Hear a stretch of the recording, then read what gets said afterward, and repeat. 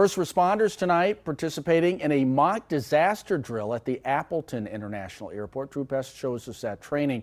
But we want to warn you, some of the makeup designed to look like an injury might be disturbing for some viewers. This airport fire truck is among hundreds of vehicles from several jurisdictions that would respond to any large-scale emergency here at ATW. And I'm getting a front row seat as these first responders put their training to the test.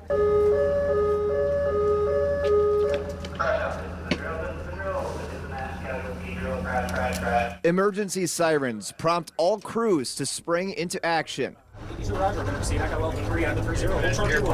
And within a few moments, each agency is finding their place along the runway, with some firefighters putting out the flames and others joining paramedics and EMTs to provide aid to the fake victims. We want to continue to make sure that with this practice, with this simulated exercise, we're kind of ironing out any of the kinks, making sure that everybody's ready. We're responding as we should be. Communication is good, the operation is good, and we're ensuring that the traveling public are safe. Organizers making sure this training looks as close to the real deal as possible. They do moulage, which is applying fake injuries to volunteers, so that when first responders are approaching these patients that are out on the airfield after the simulated crash, that the first responders get a sense of urgency and a sense of realism when they're applying the triage and treatment and then preparing patients to be transported to the hospitals. Preparing for this drill paid off a few weeks early as it helped these emergency crews respond to last month's devastating tornado with proper training. The more we can practice with our volunteer groups and our emergency responders, it helps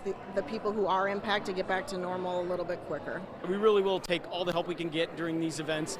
So it's great that so many jurisdictions have volunteered their time and are coming out to help us and support with this exercise. The FAA will require each airport to undergo this training once again in 3 years. But these agencies plan to remain prepared at all times. Reporting in Greenville, Drew Best, Action 2 News.